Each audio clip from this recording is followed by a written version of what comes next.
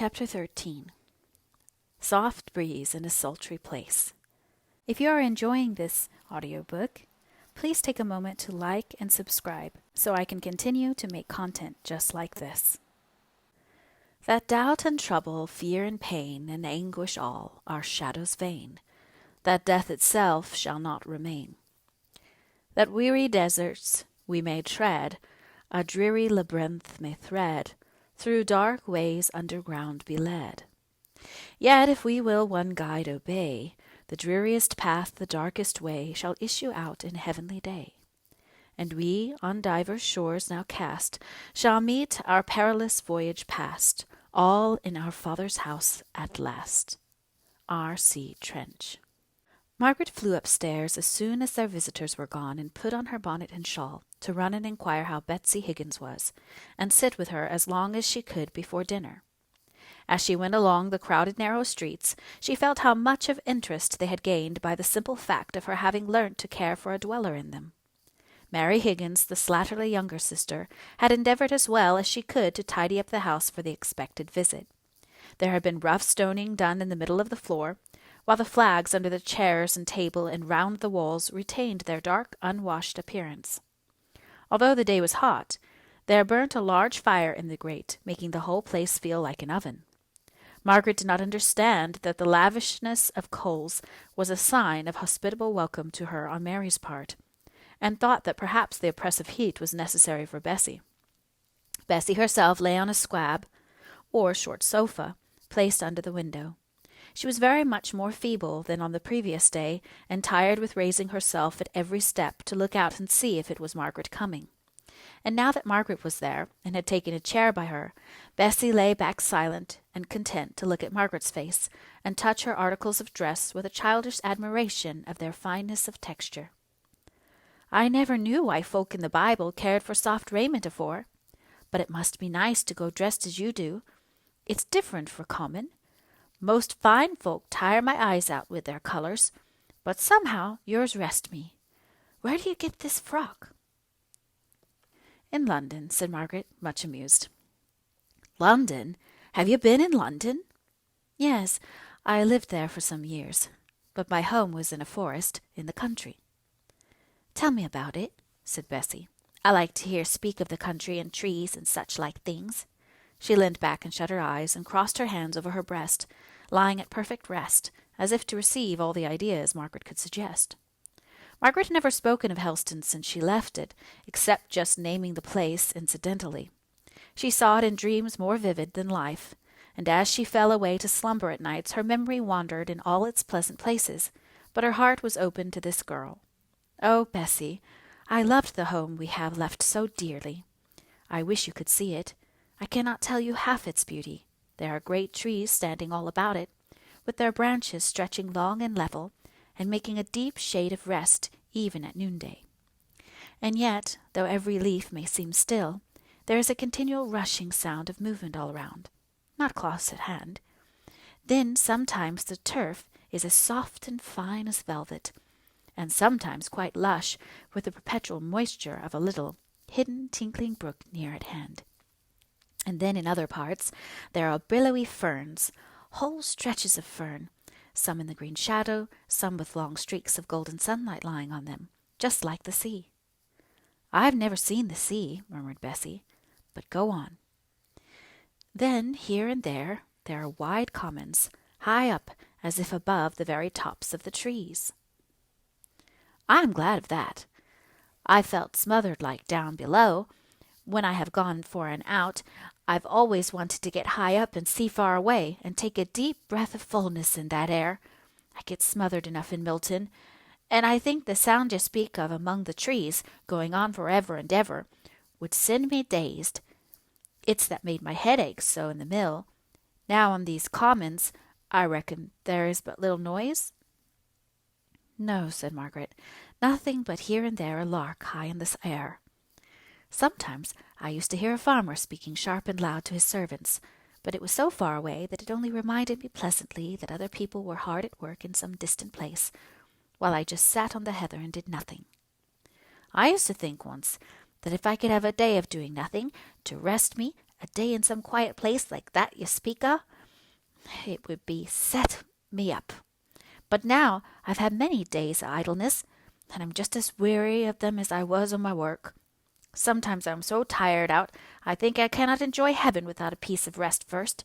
I'm rather afeard of going straight there without getting a good sleep in the grave to set me up." "Don't be afraid, Bessie," said Margaret, laying her hand on the girl's hand. "God can give you more perfect rest than even idleness on earth or the dead sleep of the grave can do." Bessie moved uneasily. Then she said, "I wish father would not speak to me as he does. He means well, as I telled you yesterday, and tell you again and again, but you see, though I don't believe him a bit by day, yet by night, when I'm in a fever, half asleep and half awake, it comes back upon me, oh, so bad. And I think, if this should be the end of it all, and if all I've been born for is just to work my heart and my life away, and to sicken in the dree place, with the mill noises in my ears forever, until I could scream out for them to stop, and let me have a little piece of quiet, and with the fluff filling my lungs, until I thirst to death for one long deep breath of the clear air you speak of, and my mother gone, and I never able to tell her again how I loved her, and oh, all my troubles. I think if this life is the end, and there's no God to wipe away all tears from all eyes, you wench, yo," said she, sitting up and clutching violently, almost fiercely, at Margaret's hand, "I could go mad and kill you, I could." She fell back completely worn out with her passion. Margaret knelt down by her. "Bessie, we have a Father in heaven." I know it, moaned she, turning her head uneasily from side to side. "I'm very wicked. I've spoken so very wickedly. Oh, don't be frightened by me, and never come again.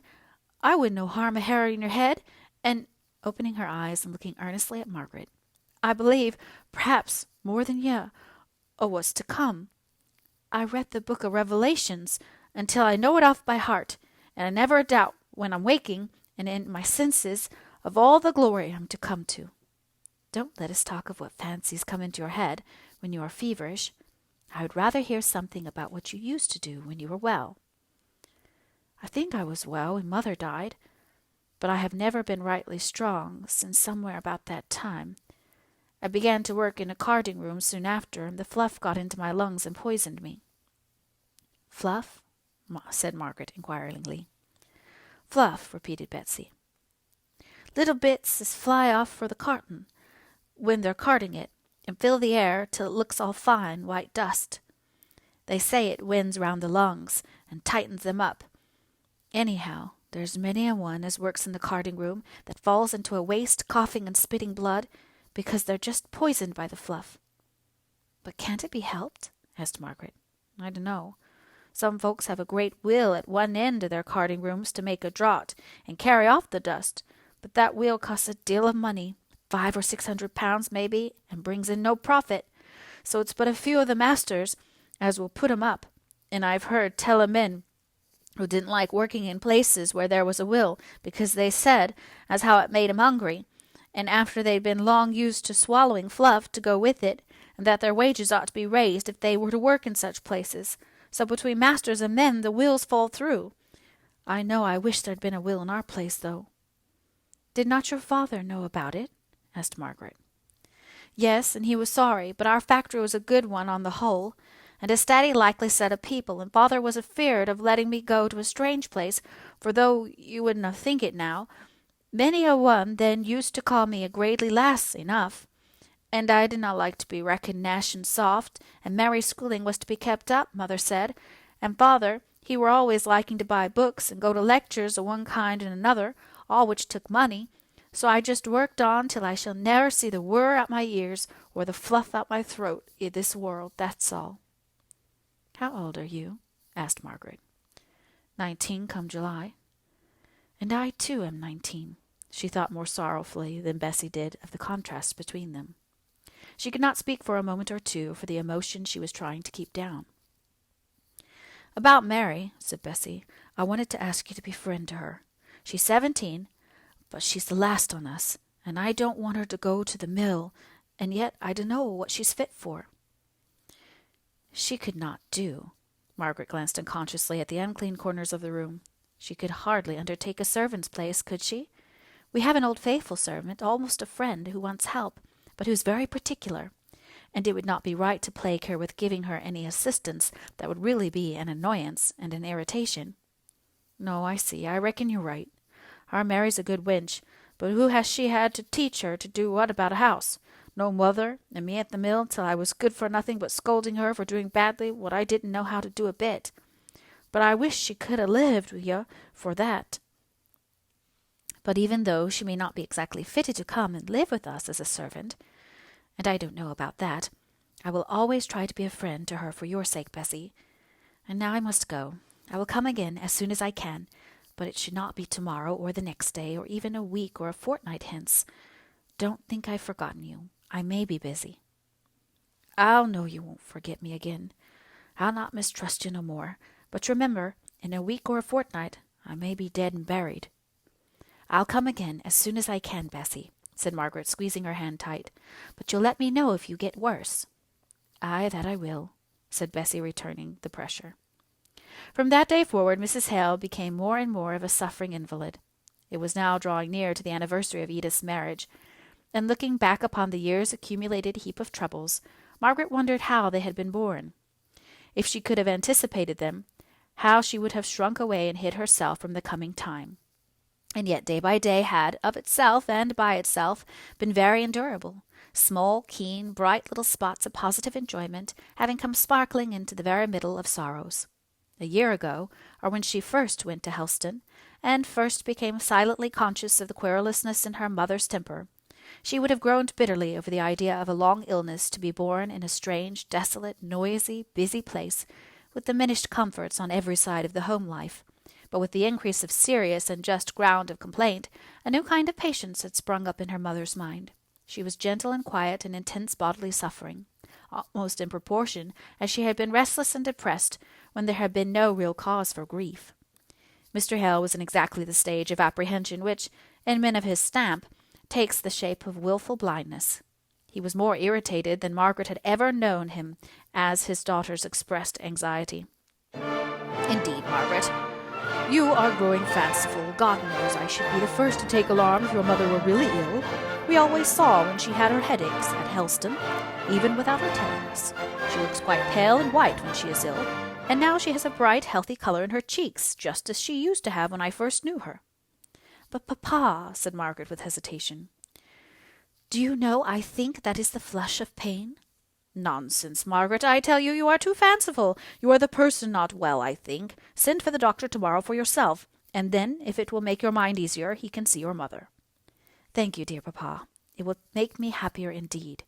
And she went up to kiss him, but he pushed her away, gently enough, but still as if she had suggested unpleasant ideas, which he should be glad to get rid of as readily as he could of her presence. He walked uneasily up and down the room. Poor Maria, said he, half soliloquizing. I wish one could do right without sacrificing others. I shall hate this town and myself too if she... Pray, Margaret, does your mother often talk to you of the old places? Of Helston, I mean. No, Papa, said Margaret sadly. Then you see she can't be fretting after them, eh?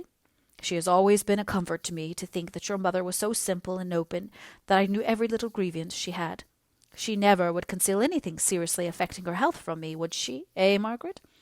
I am quite sure she would not, so don't let me hear of these foolish morbid ideas. Come, give me a kiss and run off to bed. But she heard him pacing about, raccooning, as she and Edith used to call it, long after her slow and languid undressing was finished, long after as she began to listen, as she lay in bed.